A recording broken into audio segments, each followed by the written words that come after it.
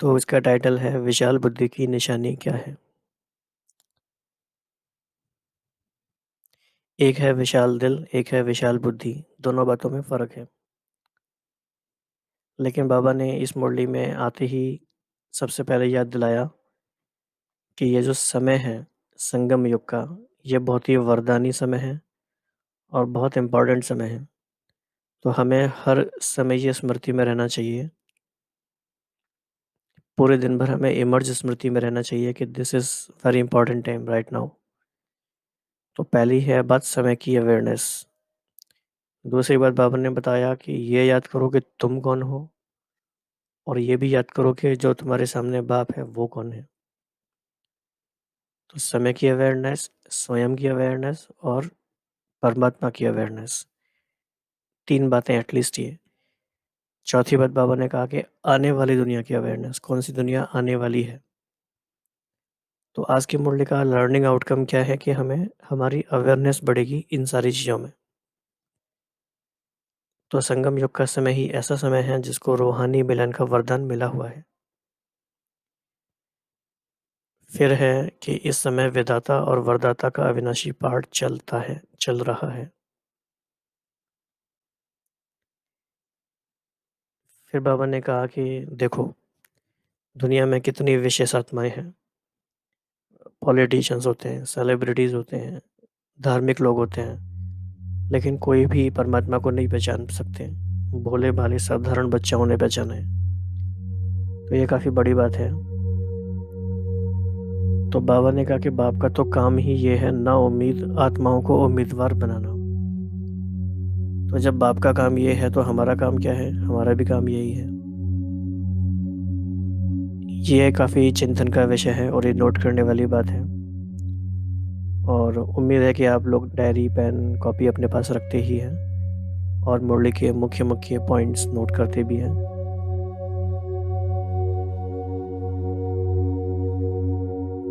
तो इसमें मनन करना पड़ेगा कि नाउम्मीदवार आत्माओं को उम्मीदवार कैसे बनाना है। सिंपल ऐसे नहीं कहना है कि बाबा का ज्ञान देके, सोचना है डीपली कैसे।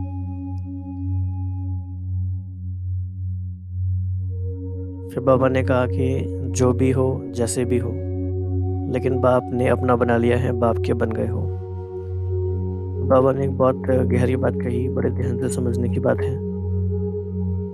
दुनिया में कितने भी बुद्धिमान आत्माएँ हैं, लेकिन अभी तक वो अपना परखने में ही समय समाप्त कर रहे हैं। This is very important line, क्योंकि समय लिमिटेड है। ये कोई अनलिमिटेड चलने वाली चीज़ नहीं है कि ये सेल लगी रही है, ऐसा नहीं है।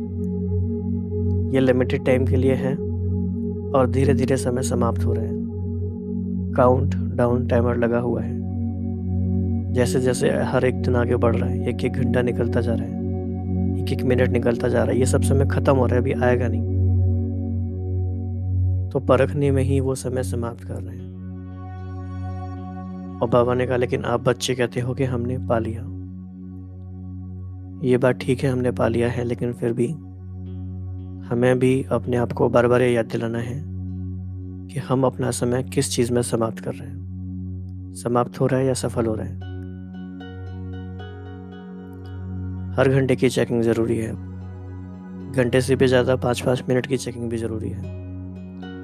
5 मिनट भी बातों में गए, किसी भी चीज़ में गए, तो बार-बार चेकिंग क्यों गए?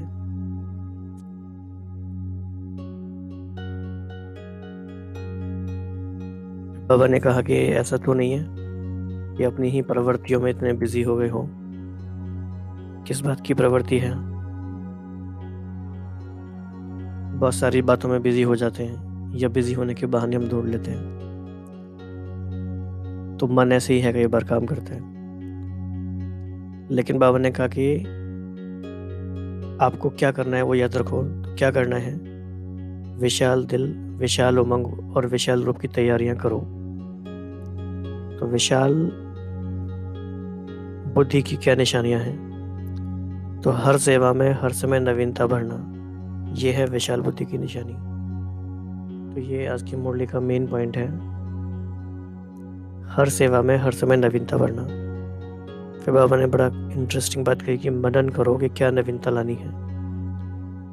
यानी कि इस पर रिफ्लेक्शन करना पड़ेगा, तब समझ में आएगा कि हम जो भी करते हैं उसमें नवीनता क्या लेकर आनी है। बाबा ने एक बहुत अच्छी बात कही जो आजकल के लिए बहुत ज़्यादा रेलेवेंट है। बाबा ने कहा कि देखो, इस समय ना भय का माहौल है पूरी दुनिया में। ये बाबा ने 85 में कहा था। 85 में भी काफ़ी सारी ऐसी बातें हुई थी। एंटी सिख राइट्स हुए थे दिल्ली में, एल्सवेयर बहुत टेररिज्म की भी बात थी, तो बहुत सारी वायलेंस उस समय भी थी। तो बाबा कह रहे थे कि जब भय का माहौल है तो ऐसे माहौल में क्या करेंगे। ऐसे माहौल में खुशी की, उमंग उत्साह की लहर लेकर आओ।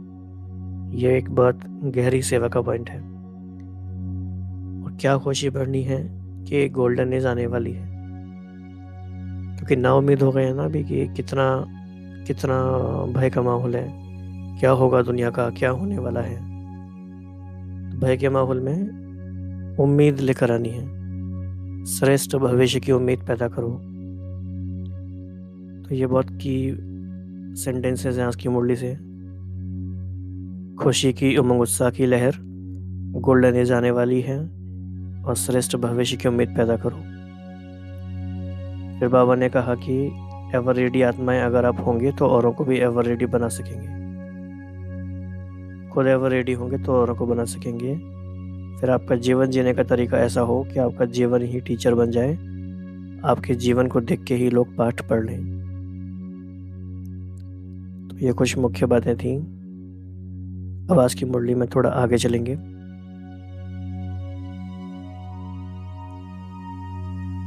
तो आज सर्व स्नेही, सहयोगी, सहज योगी बच्चों से स्नेह के सागर, सर्व खजानों के विदाता, वरदाता बाप रूहानी मिलन मनाने आए हैं।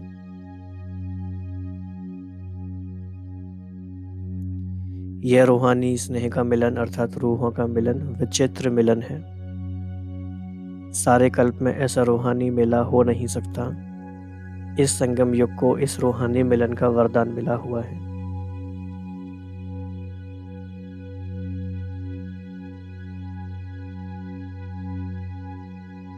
इस वरदानी समय पर वरदाता बाप द्वारा वरदानी बच्चे इस अविनाशी वरदान को प्राप्त करते हैं। बाप का भी विदाता और वरदाता का अविनाशी पाठ इस समय चलता है। ऐसे समय पर वरदानों के अधिकारी आत्माएं अपना सदाकाल का अधिकार प्राप्त कर रही हो, तो ऐसे रूहानी मेले को देख बाप दादा भी हर्षित होते हैं।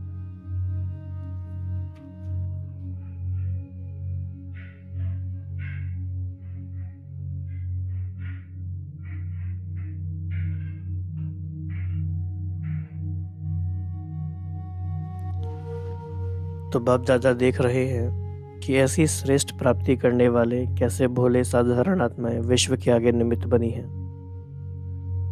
क्योंकि सभी लोग राज्य विद्या, साइंस की विद्या, अल्पकाल के राज्य अधिकार व धर्म नेता का अधिकार, इसी को ही आज की दुनिया में विशेष आत्माएं मानते हैं। लेकिन बाप दादा कौन सी विशेषता देखते हैं। तो ये काफ़ी इंटरेस्टिंग बात है कि बाबा की लिस्ट में कौन विशेष आत्माएं हैं और दुनिया की नज़र में कौन विशेष आत्माएं हैं। लेकिन आप देख रहे हैं कि लॉकडाउन के समय में तो सभी बराबर हो गए हैं, कोई विशेष आत्मा नहीं है। राइट। तो एक तरह से इक्वलाइजर है ये कोरोना वायरस। तो बाप दादा कौन सी विशेषता देखते हैं। सबसे पहले अपने आप को और बाप को जानने की विशेषता, जो अब ब्राह्मण बच्चों में है वह किसी भी नामी ग्रामी आत्मा में नहीं है। तो दो विशेषताएं हैं, अपने आप को जानने की और बाप को जानने की। इसीलिए भोले साधारण होते हुए वरदाता से वरदान ले जन्म जन्म के लिए विशेष पूज्य आत्माएं बन जाते हैं। जो आज की नामी ग्रामी आत्माएं हैं वह भी पूज्य आत्माओं के आगे नमन वंदन करती हैं। ये बहुत इंटरेस्टिंग सीन होता है कि आज कितनी भी बड़ी से बड़ी सेलिब्रिटीज़ हों, बड़े से बड़े पॉलिटिशियन हों, लेकिन जब वो देवी देवताओं के आगे जाते हैं मंदिरों में तो बहुत ही विधि पूर्वक, श्रद्धा पूर्वक नमन वंदन करते हैं। तो ये बहुत डीप सीक्रेट्स हैं, समझने वाली बातें हैं। तो ऐसी विशेष आत्माएं बन गए। ऐसा रूहानी नशा अनुभव करते हो तो ऐसी स्थितियों में अपने आप को स्थित करना है। तो ना उम्मीदवार आत्माओं को उम्मीदवार बनाना यही बाप की विशेषता है। ये भी कितनी बड़ी बात है। बाबा ने हम आत्माओं को, जो कि बिल्कुल ना उम्मीद आत्माएं थीं, उनको कहाँ से कहाँ पहुँचाया। तो बाप दादा वतन में भी बच्चों को देख मुस्कुरा रहे थे। अगर किसी भी अनजान आत्मा को कहो कि यह सारी सभा विश्व के राज्याधिकारी आत्माओं की है तो मानेंगे? आश्चर्यवत हो जाएंगे। दूसरे तो आश्चर्यवत हो ही जाएंगे, लेकिन अभी हमारा प्रश्न ये है अपने आप से कि हम में से कितने लोग मानते हैं कि हम सब विश्व राज्याधिकारी बनने वाली आत्माएं हैं। तो हम सबको ये आश्चर्य लगेगा अभी, तो बाकी लोगों को तो लगेगा ही। तो इंटरेस्टिंग पॉइंट है ये भी। तो लेकिन बाप दादा जानते हैं कि बाप को दिल के स्नेह, दिल की श्रेष्ठ भावना वाली आत्माएं प्रिय हैं। दिल का स्नेह ही श्रेष्ठ प्राप्ति कराने का मूल आधार है। ये भी काफ़ी बड़ी बात है और ये अनुभव करने की बात है। दिल का स्नेह होता है तो सब कुछ हो जाता है। तो दिल का स्नेह दूर दूर से मधुबन निवासी बनाता है। दिलाराम बाप को पसंद ही दिल का स्नेह है, इसीलिए जो भी हो, जैसे भी हो, लेकिन परमात्मा को पसंद हो, इसीलिए अपना बना लिया।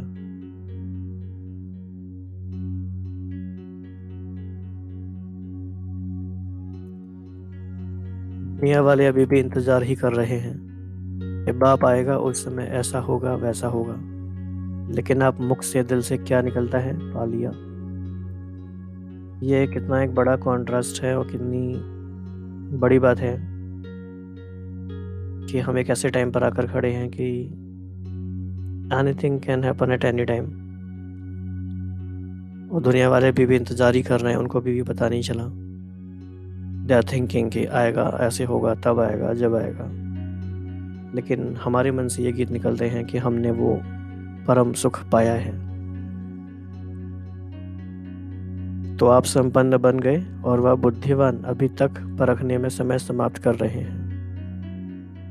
तो ये एक रहम की बात भी है उनके लिए। इसीलिए कहा गया है कि भोलेनाथ बाप है। पहचानने की विशेषता ने विशेष आत्मा बना दिया। पहचान लिया, प्राप्त कर लिया, अब आगे क्या करना है।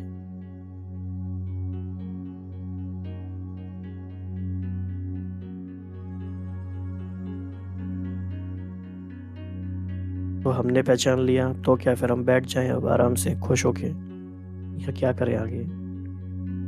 तो बाबा कह रहे हैं कि सर्व आत्माओं पर रहम आता है। हैं तो सभी आत्माएं एक ही बेहद का परिवार है।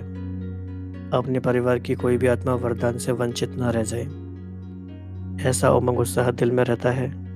वह अपनी प्रवृत्तियों में ही बिजी हो गए हों।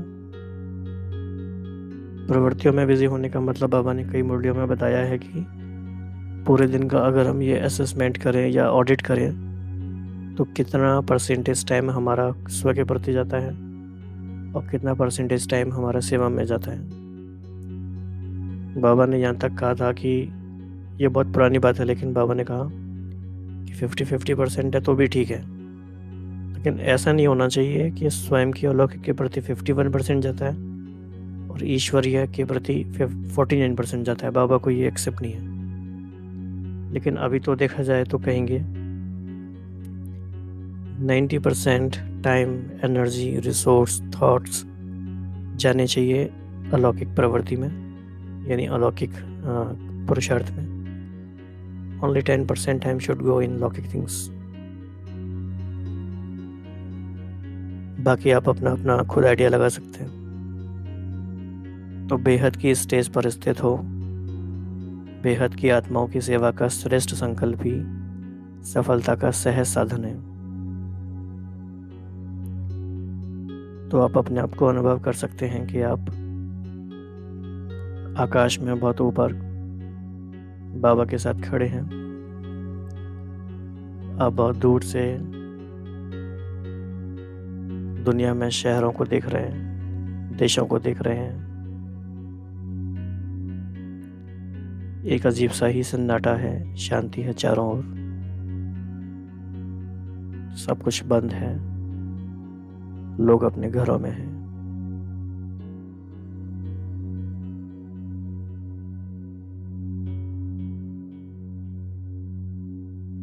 और आप संकल्प कर रहे हो कि ये समय बाहर से भले ही क्राइसिस है, अकल्याण का समय है, लेकिन ये समय ऐसी आत्माओं तक संदेश पहुंचाने का भी समय है। तो क्या हम ऐसी नवीनता करें कि सभी आत्माओं तक संदेश पहुंच जाए।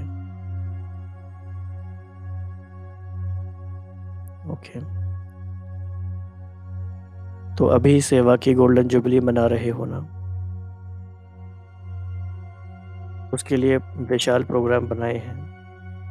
जितना विशाल प्रोग्राम बनाया है उतना ही विशाल दिल, विशाल उमंग उत्साह, उमंग और विशाल रूप की तैयारियां की हैं। या यही सोचते हो कि भाषण करने को मिलेगा तो कर लेंगे, निमंत्रण बांटने को मिलेगा तो बांट लेंगे, यही तैयारियां की हैं। इसी को विशाल तैयारी कहा जाता है। तो बाबा कई बार हमारे क्लास भी लेते हैं ऐसे। क्या है तैयारी का मतलब?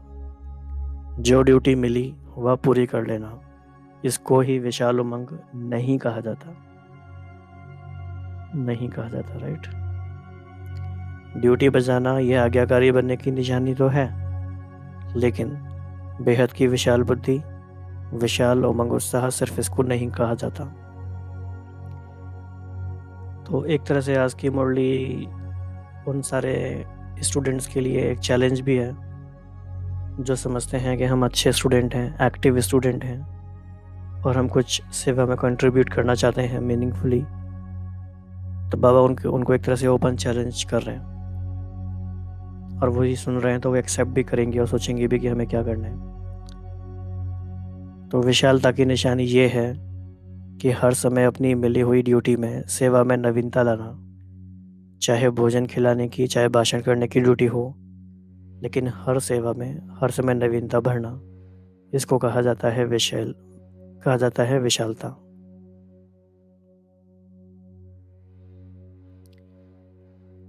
तो आप सबको सोचना है, क्योंकि हर एक के पास कोई ना कोई सेवा तो है कहीं ना कहीं, तो क्या हम उसमें नवीनता ला सकते हैं? तो जो 1 वर्ष पहले किया उसमें कोई ना कोई रूहानियत की एडिशन जरूर हो। ऐसा उमंग उत्साह दिल में आता है, वह सोचते हो जैसे चलता है वैसे ही होगा। हर समय विधि और वृद्धि बदलती रहती है, जैसे समय समीप आ रहा है वैसे हर आत्मा को बाप की, परिवार की समीपता का विशेष अनुभव कराओ। मनन करो कि क्या नवीनता लानी है।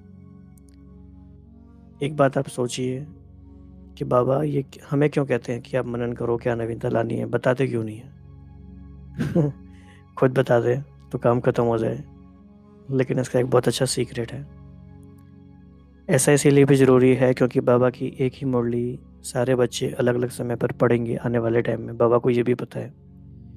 तो उस समय की रिक्वायरमेंट क्या है, उस समय कौन सी नवीनता लेकर आनी है, वो हमें अपने चारों ओर सर्कमस्टांसेस को ऑब्जर्व करके निकालना है। इसीलिए this is for us to find out and to contemplate on this कि क्या नवीनता हम ला सकते हैं। तो ये भी एक बाबा की बहुत अच्छी विज़न रही, बाबा की प्लानिंग रही कि बाबा ने हमें इस तरह के ट्रिगर्स दिए कि क्या नवीनता लेकर आनी है। तो अभी हमें सोचना है कि करंट सिचुएशन में हमें क्या नवीनता लेकर आनी है।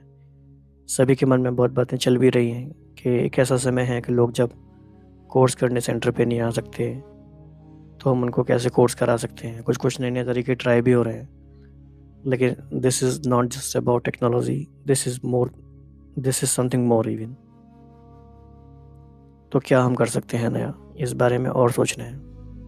और कुछ भी आइडियाज आपको ऐसे आते हैं तो आप शेयर भी कर सकते हैं कमेंट्स में। तो अभी कॉन्फ्रेंस का विशाल कार्य कर रहे हो, सभी कर रहे हो या जो बड़े हैं वही कर रहे हैं, सभी का कार्य है। हर एक को सोचना है मुझे नवीनता के लिए सेवा में आगे बढ़ना है,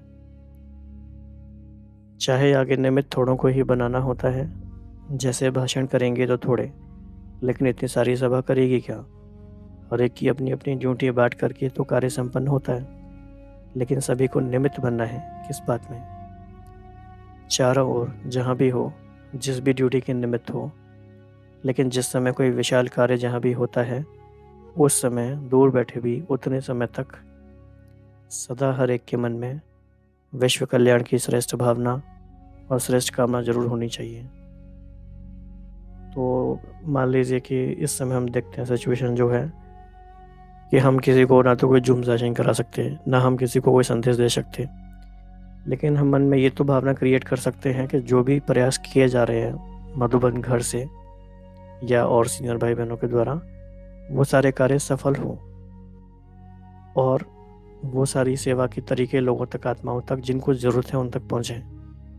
ये श्रेष्ठ भावना, श्रेष्ठ कामना रखना, ये भी सेवा का ही पार्ट है।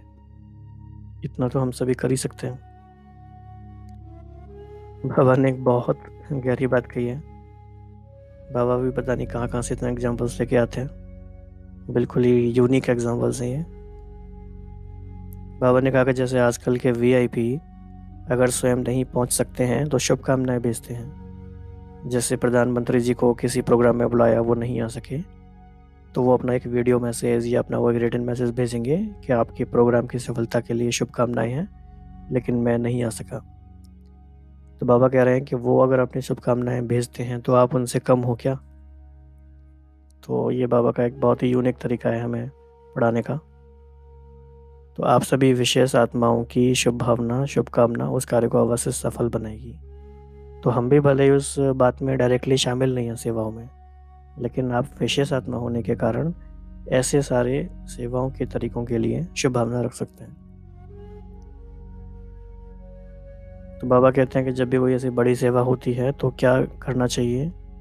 किसी भी हद की बातों में संकल्प शक्ति, समय की शक्ति व्यर्थ न गवाएं। हर संकल्प से हर समय विशाल सेवा के निमित्त बन मनसा सेवा से भी सहयोगी बनना है। तो आप सभी विशाल कार्य में सहयोगी हो, वातावरण, वायुमंडल बनाओ।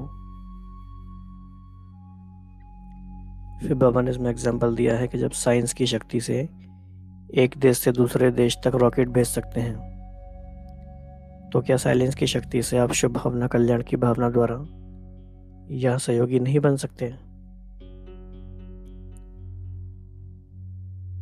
तो बाबा ने इसको फिर फर्दर एक्सप्लेन किया है कि जहाँ भी हो, जो भी ड्यूटी मिली है, चाहे दूर बैठने की, चाहे स्टेज पर आने की, मुझे सहयोगी बनना ही है। इसको कहा जाता है सारे विश्व में सेवा की, रूहानियत की लहर फैलाना, खुशी की, उमंग उत्साह की लहर फैल जाए, ऐसे सहयोगी हो।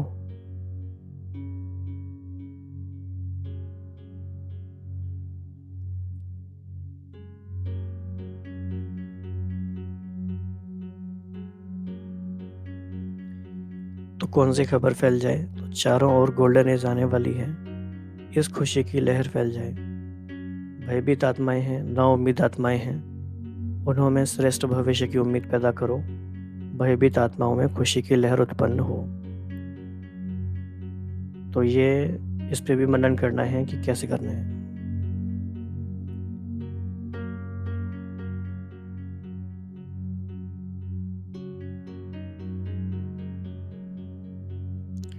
फिर बाबा ने कहा कि मोहब्बत से मेहनत करो।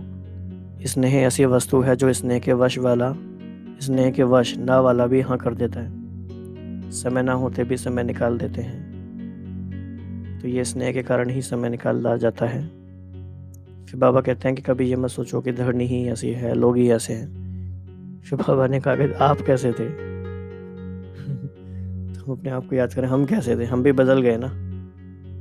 तो हम बदल सकते हैं तो कोई भी बदल सकता है। तो शुभ भावना का सदैव श्रेष्ठ फल होता है।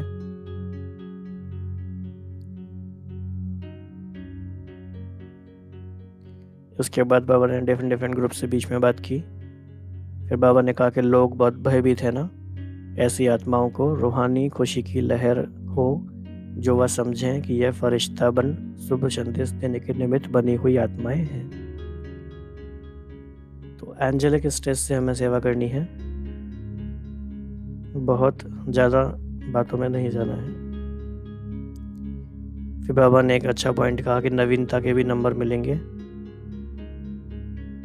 अच्छा, फिर फाइनली याद प्यार।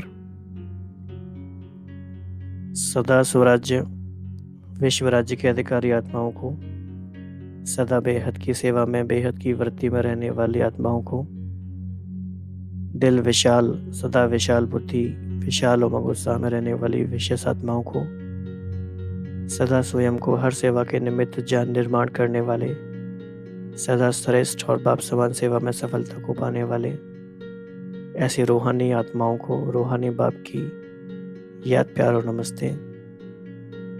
हम बच्चों की भी रूहानी बाप को धन्यवाद और नमस्ते। इसके अलावा बाबा ने कुमारियों से मुलाकात की। बाबा ने पूछा कि अपने आप को श्रेष्ठ और पूज्य आत्मा समझते हो। फिर बाबा ने कहा उनको एवर रेडी रहने के लिए और कहा कि एवर रेडी आत्माएं औरों को भी एवर रेडी बना देती हैं। फिर बाबा ने कहा कि इस ज्ञान की पढ़ाई में भी नंबर लिया है। फिर इसके लिए क्या करना है कि सदा विशेषता यह दिखाओ कि बोलो कम लेकिन जिसके भी सामने जाओ वह आपके जीवन से पाठ पढ़ ले, आपके जीवन ही टीचर बन जाए। जैसे गांधी जी से किसी ने पूछा था कि what is your message for other people, आपका संदेश क्या है, तो गांधी जी ने कहा कि मेरा जीवन ही मेरा संदेश है। तो इस तरह से हम भी सोच सकते हैं, बाबा ने यही कहा। तो लक्ष्य रखो कि जीवन द्वारा किसी को बाप का बनाना है। आजकल सुनने की रुचि नहीं रखते, देखने की रुचि रखते हैं। इसके लिए बाबा ने एक और बहुत अच्छा एग्जाम्पल दिया। तो बाबा के एग्जाम्पल्स में ही आप खो जाएं तो भी बहुत इजीली आपको आनंद आएगा। बाबा ने कहा कि देखो ज़्यादा अच्छा क्या लगता है, टीवी या रेडियो? Obviously TV. क्यों? क्योंकि रेडियो में सिर्फ आवाज़ आती है या नहीं सुनते हैं, टीवी में हम देखते भी हैं। तो बाबा कहना चाह रहे हैं कि आप रेडियो हो या टीवी हो। अगर आप सिर्फ सुनाते हो ज्ञान और जीवन से दिखाते नहीं तो आप रेडियो हो गए, और आप दिखाते भी हो जीवन से सुनाने के साथ साथ तो आप टीवी हो गए। तो सुनने से देखना ज़्यादा पसंद करते हैं, तो आपके जीवन में भी देखने चाहते हैं कैसे चलते हैं, कैसे उठते हैं, कैसे रूहानी दृष्टि रखते हैं। ऐसा लक्ष्य रखो। अगर देखा जाए तो इसका कनेक्शन एक और बहुत गहरी बात से है। बाबा ने कहा था कि 16 कला संपूर्ण का मतलब है हर कर्म कला के रूप में करना। उसमें ये सारी बातें आती हैं, कैसे चलते हैं, कैसे उठते हैं, कैसे देखते हैं। इसे कहा जाता है 16 कला संपूर्ण।